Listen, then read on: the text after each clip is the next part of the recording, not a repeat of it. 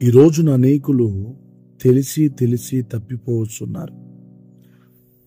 యాకోబు పత్రిక 3వ అధ్యాయం 2వ వచనంలో దేవుని వాక్యం ఇలాగ తెలియజేస్తుంది, అనేక విషయములలో మనమందరము తప్పిపోవచ్చున్నాము అని. మన జీవితంలో మనము ఏమి చేయాలో ఏమి చేయకూడదో మనకు బాగా తెలుసు. క్రైస్తవులకు ప్రామాణిక గ్రంథం బైబిల్లో మనం ఏమి చేయాలో ఏమి చేయకూడదో చాలా వివరముగా మనకు బోధిస్తుంది. క్రైస్తవులు ఎలా ప్రవర్తించాలో బైబిల్ స్పష్టముగా తెలియజేయుచున్నది. మనము బైబిల్ చెప్పినట్లు మాత్రమే నడవాలి, కానీ ఇంకొకరు చెప్పినట్లుగా కాదు. అలా అని ఎవరు చెప్పినా వినకూడదు అని కాదు. దేవుడిచ్చిన జ్ఞానముతో ప్రవర్తించాలి. మన ఆత్మీయ జీవితం నుండి అపవాది మనలను తప్పించడానికి ఎన్నెన్నో ప్రయత్నములు చేస్తూ ఉంటాడు. కుయుక్తిగా ప్రవర్తిస్తూ ఉంటాడు. మనలను దేవుని నుండి దూరము చేయడానికి అవకాశము కొరకు ఎదురు చూస్తూ ఉంటాడు. తన కుయుక్తితో మనలను ఆత్మీయ జీవితము నుండి తొలగించేదానికి ఉపాయములు వేస్తూ ఉంటాడు. ఆదాముతో దేవుడు చెప్పాడు, ఈ చెట్ల ఫలములను మీరు తినకూడదని. ఈ సంగతి హవ్వమ్మకు కూడా బాగా తెలుసు, ఈ చెట్ల ఫలములను తినకూడదు అని. అయితే తోటలో అన్ని చెట్ల ఫలములను తింటూ తిరుగుచున్నారు. దేవుడు తినవద్దని చెప్పిన వృక్ష ఫలములు కూడా వీరికి కనబడుతున్నాయి, కానీ ఎప్పుడు కూడా వాటిని తినడానికి సాహసించలేదు. అయితే ఒకరోజు అపవాది కుయుక్తిగా హవ్వమ్మ దగ్గరకు వచ్చి మాట్లాడి తెలివిగా హవ్వమ్మ మనసును నిలకడగా ఉండకుండా చేశాడు. హవ్వమ్మకు ఆ పండును తినకూడదు అని తెలిసినప్పటికీ తిని దేవుని ఆజ్ఞను మీరింది. సరే, హవ్వమ్మ తినిన తర్వాత హవ్వమ్మ ఆదాముకి ఇచ్చింది. దేవుడు తినకూడదని చెప్పి ఆ వృక్ష ఫలములను ఎందుకు సాహసించి తిన్నావు అని ఆదాము హవ్వను హెచ్చరించలేదు. ఆదాము కూడా తిన్నాడు.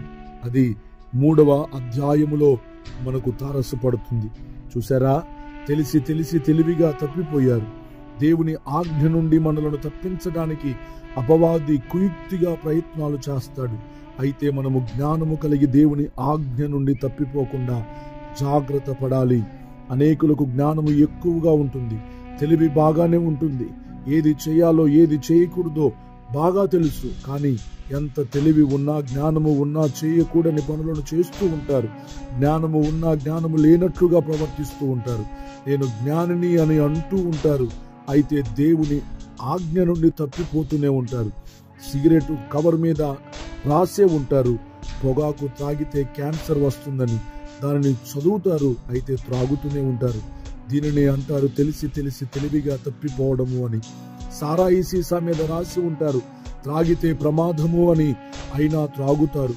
దీనిని అంటారు తెలిసి తెలివిగా తప్పిపోవడము అని. వ్యభిచారము చేయకూడదు అని బాగా తెలుసు, అయినా చేస్తూ ఉంటారు.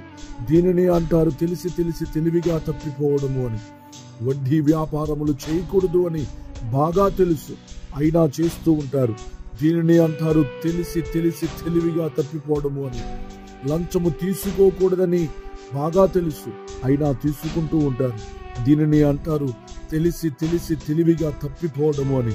సినిమాలు సీరియల్లు చూడకూడదు అని బాగా తెలుసు, అయినా చూస్తూ ఉంటారు. దీనిని అంటారు తెలిసి తెలివిగా తప్పిపోవడము అని. ఇలా ఒకటి కాదు, 2 కాదు, ఎన్నో విషయములు మనకు బాగా తెలుసు. ఏది చేయాలో ఏది చేయకూడదు మనకు బాగా తెలుసు, అయినా చేస్తూ తప్పిపోతూ ఉంటాం. దీనిని అంటారు తెలిసి తెలివిగా తప్పిపోవడము అని. ప్రార్థన చేయాలి, మనము ప్రార్థన చేసుకోవాలి అని మనకు బాగా తెలుసు, అయినా మోకరించి ప్రార్థన చేయం. కుటుంబముగా కలిసి ప్రార్థన చేయరు. దీనిని అంటారు తెలిసి తెలివిగా తప్పిపోవడము అని. ప్రతి దినము వాక్యమును చదవాలి, ధ్యానించాలి అని మనకు బాగా తెలుసు, అయినను వాక్యమును చదవరు. పేపరు చదవటానికి సమయమును కేటాయిస్తాం, సెల్ ఫోన్ చూడటానికి సమయమును కేటాయిస్తాం, అయితే బైబిల్ చదవటానికి మాత్రం సమయమును కేటాయించాం. దీనిని అంటారు తెలిసి తెలివిగా తప్పిపోవడం అని. ఆదివారం మందిరమునకు వెళ్ళాలని మనకు బాగా తెలుసు, అయితే వెళ్లకుండా మానుకుంటూ ఉంటారు. దీనిని అంటారు తెలిసి తెలివిగా తప్పిపోవడం అని. 10వ భాగము దేవుని సొమ్ము, అది మనం తినకూడదు అని మనకు బాగా తెలుసు. 10వ భాగం తప్పకుండా దేవునికి ఇవ్వాలని మనకు బాగా తెలుసు, అయినా దేవుని సొమ్మును ఇవ్వకుండా మనమే తినేదానికి ప్రయత్నం చేయుచున్నాం. తింటున్నారు కూడా. దీనినే అంటారు తెలిసి తెలిసి తెలివిగా తప్పిపోవడమని. ప్రియ సహోదరుడా, సహోదరి, సహోదరులారా, ఇంకా అనేక విషయములలో మనము తెలివిగా తప్పిపోతున్నాం. ప్రియ సహోదరుడా, సహోదరి, ఏ విషయములలో తెలిసి తెలిసి తెలివిగా తప్పిపోతున్నాము? తప్పిపోతూ నెమ్మది లేకుండా జీవిస్తున్నారా? ఇప్పటికైనా గ్రహించి తప్పిపోతున్న వాటిని బట్టి దేవుని సన్నిధిలో పశ్చాత్తాపపడి కన్నీళ్లు విడిచి దేవుని సన్నిధిలో ప్రార్థించు.